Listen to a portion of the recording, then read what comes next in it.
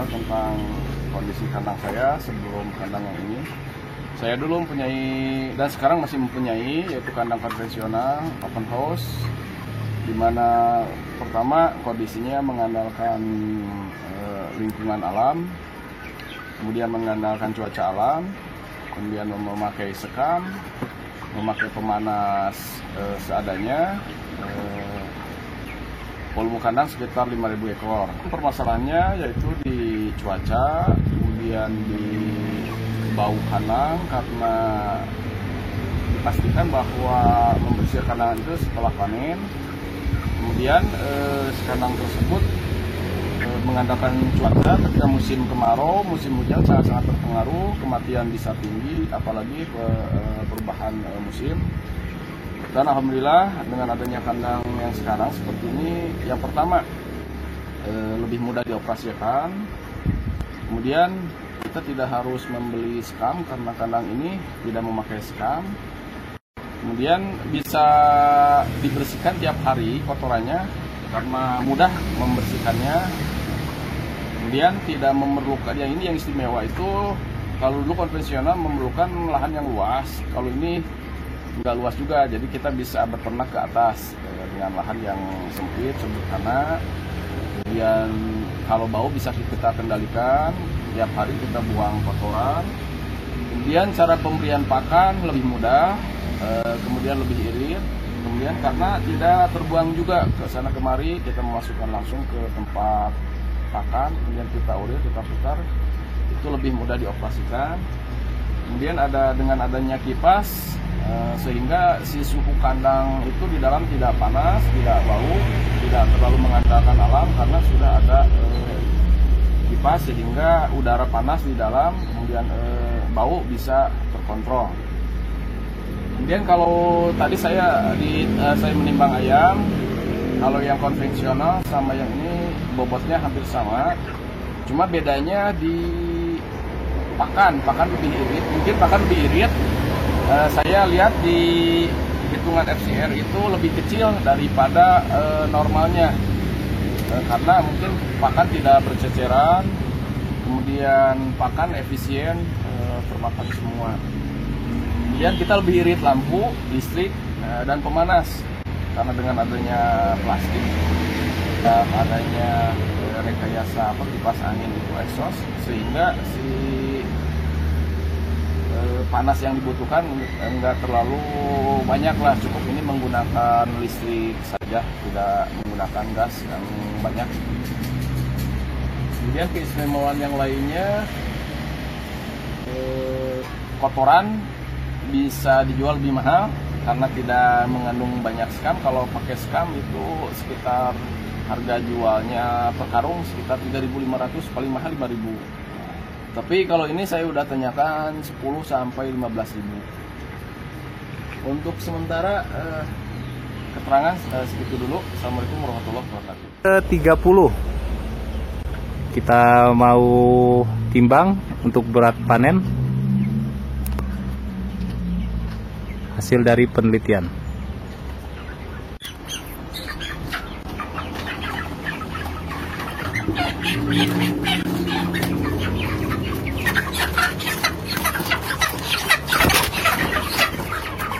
Kaki ayam bersih, matanya bagus, bulunya juga bersih.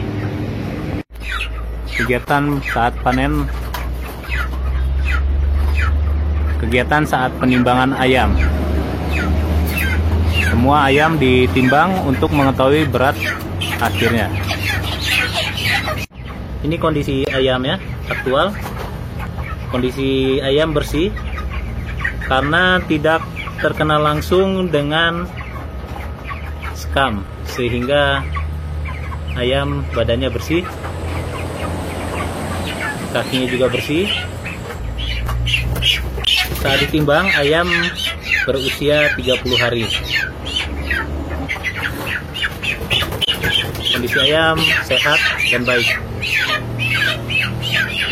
Bisa didengar dari suaranya, ayam semua bernyanyi. Kuek, kuek, kuek. Kakinya bersih. Ini kondisi kaki ayam dalam kondisi baik dan sehat.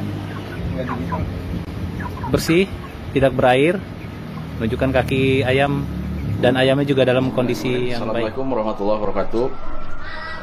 Kita lanjut ke fungsi alat yang ada di kandang ini. Kita rancang semua alat berada di pasaran supaya masyarakat gampang atau mudah untuk membelinya. Untuk selanjutnya kita memilih kandang sistem baterai ini karena kita hemat ruangan, hemat tempat, supaya dengan ruangan kecil kita bisa mempunyai volume atau populasi ayam lebih banyak. Pada umumnya ketinggian kandang itu 2 meter, sedangkan ketinggian ayam itu sekitar di bawah 40 cm, sehingga untuk 1,6 meter itu tidak efektif untuk kandang ayam, sehingga kita sesuaikan dengan memakai sistem kandang baterai. Kandang ini ketinggiannya untuk ketinggian ayam kan di bawah 40 cm, ini sekitar 60. Supaya apa? Supaya ayam tetap bisa minum dengan ketinggian nipel kemiringan sekitar sudut 45 derajat paruh. Kemudian di bawahnya untuk tempat pembuangan kotoran sekitar 20 cm. Tempat pakan ukurannya 2 in, peralon ini 2 in. Kemudian kita lubangi pakai hole saw, pakai bor. Jarak ini sekitar 10 cm.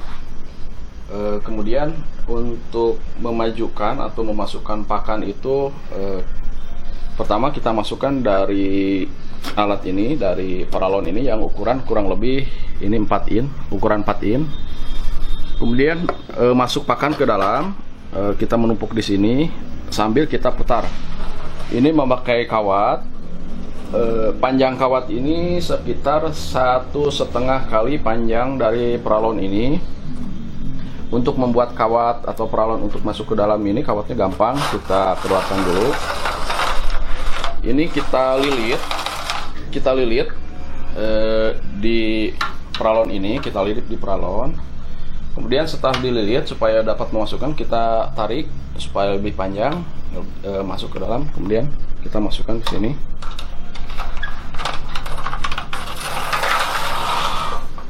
Nah, sehingga dengan memutar ini, si pakan bisa terus masuk ke dalam sampai ke ujung. Kita dapat memajukan material pakan dengan mudah. Kemudian kita memasukkan pakan ke dalam ini supaya pakan tidak berceceran ke mana-mana. Dengan adanya lubang sebesar ini pula, ayam dengan mudah memakan pakan yang ada di dalamnya. Tempat pakan di satu jalur di depan, satu jalur di belakang. Tujuan paling pokoknya adalah untuk supaya ayam lebih banyak mengakses tempat makan. Untuk tempat minum, kita memilih tempat minumnya itu memakai nipple drinker, di mana air lebih hemat dan tidak berceceran kemana saja. Ini untuk populasi ini sebenarnya 4 juga cukup. Ini kita memakai 6 buah supaya ayam bebas untuk minum. Cara menaikannya itu dengan perlahan, kita bisa memakai sederhana juga. Ini pakai bolongan, kita naikin pakai ini alat, kita masukin, kita naikin ke atas. Kemudian sesuai ketinggian ayam. Ketinggian yang paling cocok itu adalah sekitar 45 derajat leher atau patok ayam meminum ke arah ini. Selanjutnya sled atau alas tempat kehidupan ayam. Ini kita memakai tali propilen. Kalau di pasaran ini adalah tali peti atau tali kardus, itu mudah didapat. Kelebihan dari propilen ini adalah sebenarnya licin, jadi kalau ada kotoran tidak akan menumpuk, menempel di tali ini, tetapi akan jatuh ke bawah. Untuk lebar 2-3 cm cukup. Kita mengambil untuk ayam dewasa. Dari kecil ayam tidak akan masuk ke dalam, ke bawah, atau kakinya tidak akan kejeblos karena kebiasaan. Jadi hari pertama memang memakai alas koran. supaya kita membiasakan ayam untuk makan dulu. Jadi kita tebar di atas sled ini. Kemudian hari kedua tidak usah memakai lagi koran, ayam sudah terbiasa berdiri di atas sled ini. Kemudian sled ini elastis juga sehingga kotoran tidak akan diam di atas ini. Jadi selama hidupnya ayam tidak duduk, tidak diam, tidak berdiri di atas kotoran. Jadi ayam terpisah dari kotoran sehingga kaki alas ayamnya pun bersih dan sehat. Sled ini sebenarnya bisa ditarik keluar untuk memudahkan pembersihan sled kalau panen. Kemudian panen pun ayam bisa ditarik, ayam masuk ke bawah karena ini kan dimensinya kecil, bisa ditarik pakai tangan juga.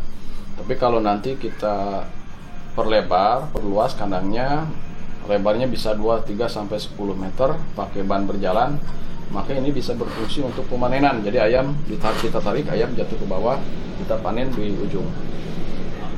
Ini jadi dengan mudah ini bisa kita ambil, kemudian kita cuci atau simpan di bak air. Dengan mudahnya disikat, kotoran akan terlepas. Untuk bahan, kita memakai bahan yang praktis. Yang pertama disebut praktis, yaitu untuk logam seperti ini dan plastik. Untuk penyakit tidak akan mudah masuk ke dalam plastik atau ke dalam besi ini. Beda dengan kayu. Kalau kayu kita panen pertama, kedua sampai ketiga masih bagus, memakai desinfektan dan sebagainya. Kesana walaupun memakai desinfektan, tetap kendala di kandang pasti ada. Karena apa? Karena dari kayu itu penyakit bisa masuk ke dalam kayu, beda dengan plastik atau logam. Populasi ini 1 meter persegi itu populasinya 25 ekor dewasa ukuran 2 kilogram. Kenapa bisa sepadat ini? Terus terang saja, kita kalau ayam pada umumnya untuk open house, untuk sepadat itu tidak mungkin karena ayam akan stres. Ya, kenapa kita bisa populasi 25 ekor untuk sekecil ruangan ini? Sebenarnya ruangan ini kita tutup memakai plastik, seluruhnya memakai plastik transparan. Ada udara masuk, udara segar dari dalam, dari luar, dari sebelah sini. Jadi kita tutup semua, tetapi kita buka hanya di sini aja plastik, sehingga udara segar masuk dari atas ayam. Kemudian udara keluar dari kipas ini atau exhaust fan. Exhaust fan ini kita bikin dua dari kiri dan kanan. Ini AC. Kalau waktu kecil kita cukup satu aja. Kalau udah besar kalau kecil satu aja kita tutup pakai dop. Kalau sudah besar kita buka dua-duanya, yang kiri dan yang kanan, supaya sirkulasi udara lebih cepat. Udara yang dibuang itu ada dua. Yang pertama, karena bau, ayam itu pertumbuhannya akan optimal ketika di kehidupan atau di ayam tersebut tidak ada amoniak. Karena pertama, ini memakai slide itu ayam terpisah dari kotoran.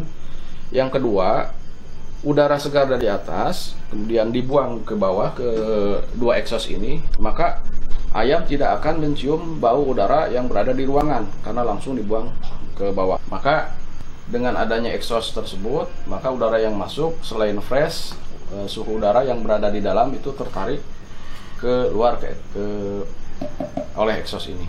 Untuk mengatur daya hisap exhaust ini, yang dua, yang sebelah kanan dan sebelah kiri, untuk usia ayam kecil dan dewasa itu tentunya kecepatan daya hisap itu tidaklah harus sama. Maka kita memakai pengatur kecepatan kipas angin ini mudah didapat, ada di toko elektronik. Ketika ayam kecil, kecepatan exhaust ini tidak akan tinggi. Pertama, bau tidak akan banyak. Yang kedua, suhu di dalam ruangan memang dibutuhkan. Kita tidak memakai pemanas gas ataupun yang lainnya, kita memakai pemanas listrik. Maka untuk hari-hari pertama ketika kita membutuhkan pemanas, maka kita memakai lampu, bukan lampu penerangan seperti LED, tapi memakai lampu pijar. Untuk kotoran kita sudah jelas dari awal bahwa ayam selama hidupnya tidak akan bersentuhan atau tidak akan hidup di atas kotoran. Kotoran terpisah dari ayam, jatuh melalui seret ini.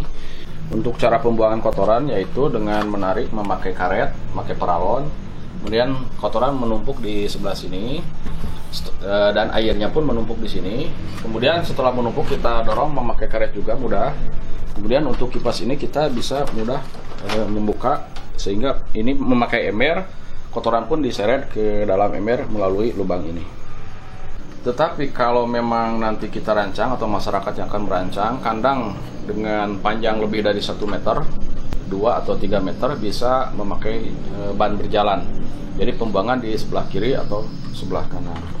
Dan untuk pembersihan kotoran yang berada di alas di bawah, idealnya itu sehari 2 kali, yaitu pagi hari, kemudian sore hari. Demikian penjelasan mengenai fungsi alat di close house atau lebih tepatnya close room ini.